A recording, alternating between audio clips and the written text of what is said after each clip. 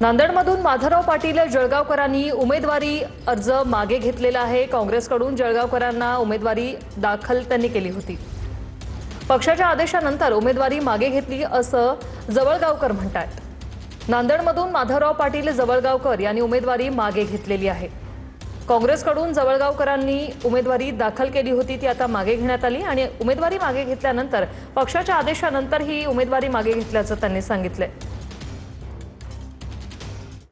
कोकण विधान परिषद निवडणुकीतून शेकापच्या उमेदवाराची माघार अरविंद म्हात्रे यांनी उमेदवारी अर्ज मागे घेतलेला आहे। शिवसेनेच्या बंडखोर उमेदवार जुईली दळवी यांनी काल माघार घेतली।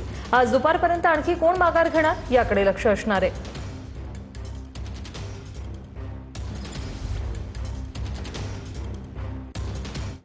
सांगली सातारा विधानसभा निवडणुकीतून शिवसेनेचे तानाजी पाटील माघार घेण्याची शक्यता, सूत्रांची माहिती। परिषदेचा अर्ज मागे घेण्यासाठी आज शेवटचा दिवस।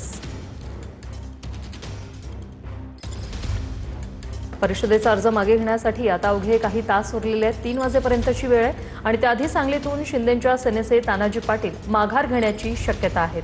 तानाजी पाटील माघार घेणार असल्याची सूत्रांची माहिती आहे।